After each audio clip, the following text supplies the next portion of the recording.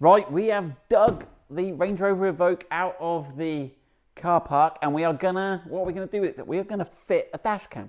So we're gonna do a little bit of classroom stuff on the desk here, and then we are gonna jump in the car and we are gonna show you how to fit a dash cam. Now, rather than having to wire it into a cigarette lighter or your fuse box or cut and tape the wires, we have got a super duper loom that fits into the overhead console. Because you think about it, you've got the overhead console in front of you, there-ish, and that's where you want your dash cam, and that console has got power and earth and ignition live and everything you need to run a dash cam. So why run something all up your A-pillars and all along when it's all up there, just ready to be taken? So let's have a look at it. So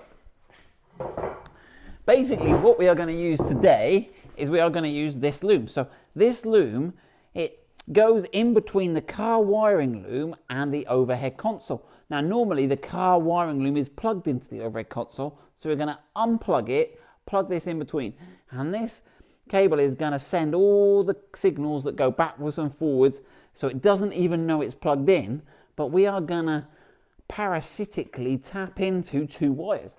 And the wires we're going to tap into are earth, which is black, and the ignition live, which is green. So this is going to power up our dash cam only when the ignition's on. Now, when our old cars, back in the good old days, when Tyler was just a young lad, when you turn the ignition on the car and the lights came up, the ignition circuit will power up.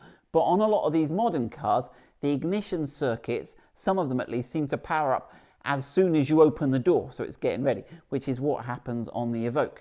So this is, we're going to call it ignition live, but it's really door open live, but you know what I mean. So there is no danger with this loom when you go on holiday for a week of flattening your battery, because it only comes live when your doors are open, and unless you leave your doors open on your car when you go on holiday, you'll be fine.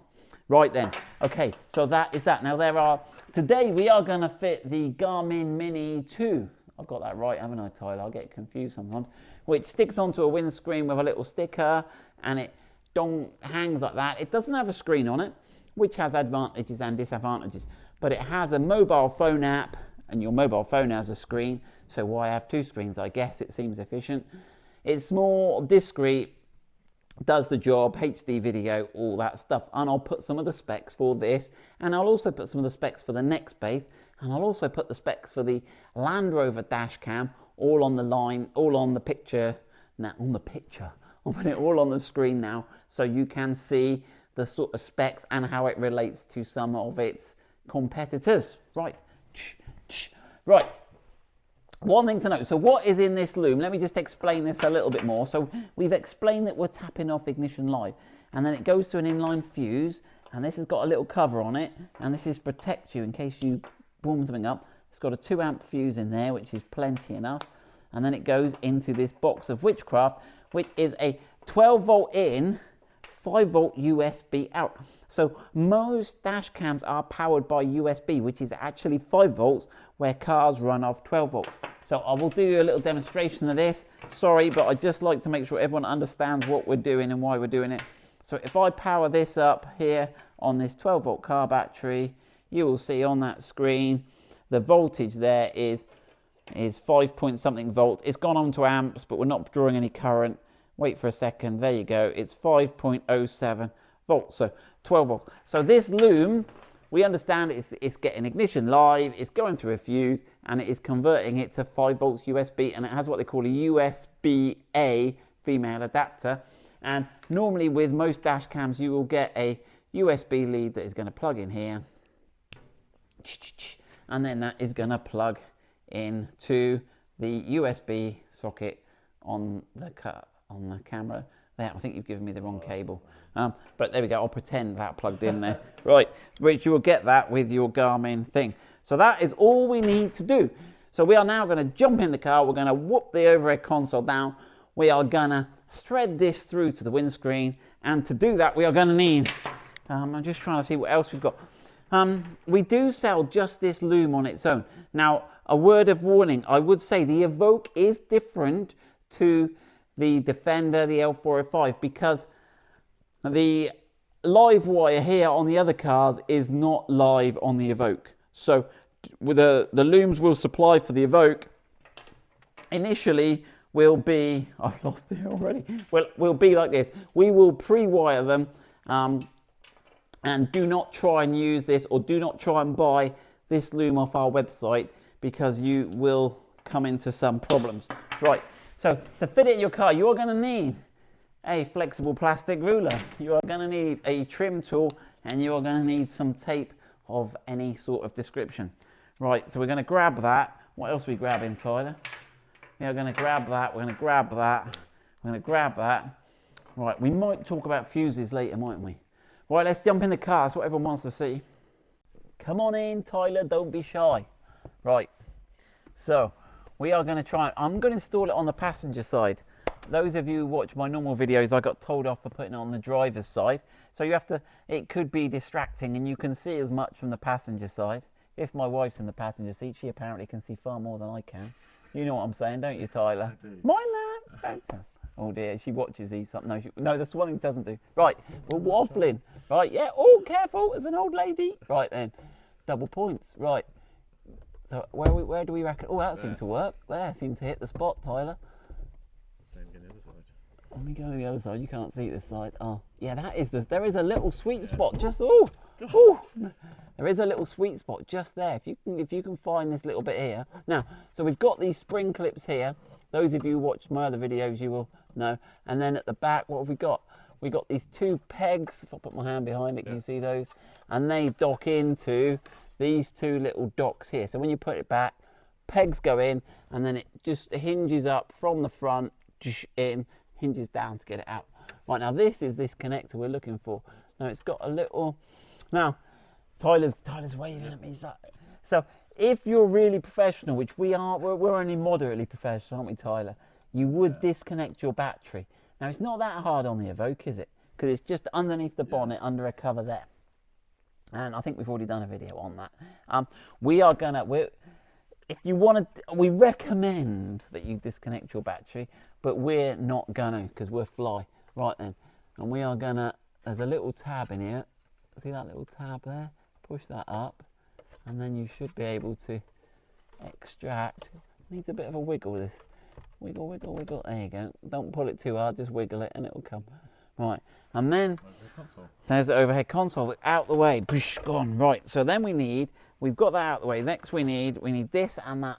So what we've got to do now, Tyler's found the right USB cable, which looks a bit like that if you've got enough light to see it. Sort of like a thin down one. Right, we have got to get him from here through this headlining over to the other side. Now, let's have a look. Well, this is where we come into the, have we worked this one out yet, Tyler? Most of them, you just go in the corner. So, yeah, look, I'm through. Look at that. So you can see there, I'm through here. So what we can do is we can take our cable and we can tape him. I should have got a bit of tape ready, Tyler. People are watching me now, watching YouTube, watching some bloke trying to find the end of a bit of tape. Getting ready, Simon. Right, 30 seconds of my life. oh, I'll never get it back. Oh no, we get plenty of those coming. Yeah. Right, here we go. Right. So I'm going to put up a little slopey edge at the front there, because that's quite a. I know, I have to get that through there, isn't it?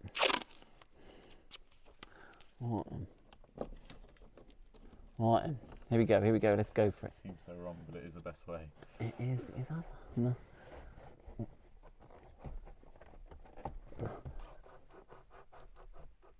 He's coming. I might have to just help him a little bit. Get the forceps out. We'll be there. There we go. Right. So we can peel that back now. Would all be done and in for a cup of tea in no time. Right, we've got this monster lead, which is way too long, but we've got that ready now, so we can connect that. We like to connect everything up a bit. Oh, who's calling me now? Who's calling me at this time of day? Don't they know I'm on YouTube? Who is it? Oh, they've hung up. Some people. Could have been in the video. Right then. Now, you're going to need to tidy that up a bit. Don't use masking tape. Use something professional like a cable tie. There we go. Right, have we got room so you can see better than me, Tyler? Oh, we've got loads of room up here, haven't we? Again, you don't want it rattling about, so try and Velcro it or do something to the headlining or jam it in. Oh, okay, jam it down the front there where it ain't going to rattle. Wire. Right, oh no, we got a little bit hanging out, Tyler. We left a bit behind. Oh, that's lush, that is. Right, where's my overhead console? Carefully. You happy with that? It's not going to rattle, is it? You checking my work? Right then. Someone's got to. Someone's got to, indeed. Right, let's plug it into this end first. So that should go, that should go there. Look at that. Click. Explain what this loom actually is. Magic. It's magic. What do you mean? What is? It's a straight connection, isn't it? Yes, So yeah, we did that earlier. Weren't you listening, Tyler? We explained that it was just goes straight through and parasitically, and then we got to get this bit the right way around. Right then. All the lights are on. Right. So if your lights don't come on because you haven't disconnected your battery, or then the fuse is in here, in behind here, and we'll do a separate video on Evoque fuse boxes. And it was fuse number, remind me.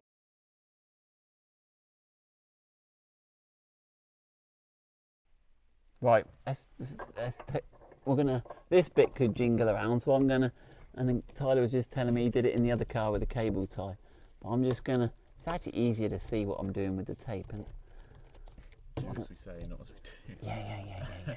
we just do it quick for the videos, don't we, Tyler? Right, Tyler's gonna tidy all this up. That's all there. Right, so I've got all that ready. Right, those two prongs in there. Bosh. Make sure that doesn't get stuck. Give him a hand. All popped in. So now we all that effort just to get an ignition 5-volt live here. Now, right, we now need the camera. What have I done with the camera, Tyler? I've lost the camera here. So small. With the base as well. Right, we can plug that in, and what we've got to do now is we've got to position this.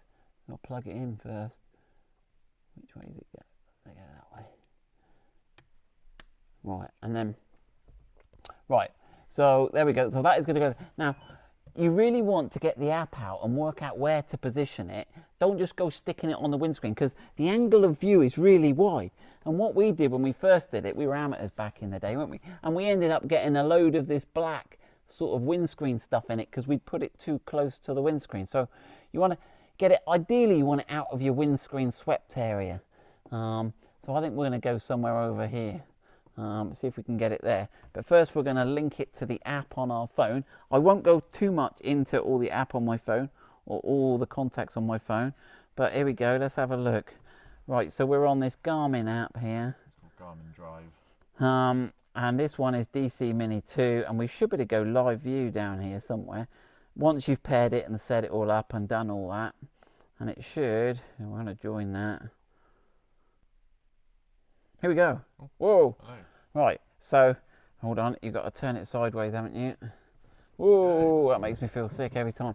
So what you can do is you can position it, and if I move closer to that black and white. Oh, it's not getting it at all, is it? It's just under it, I think. Yeah, it's just, oh, there you go. It's just starting to catch it on the screen, possibly there. Yes, there you go. You can see it there.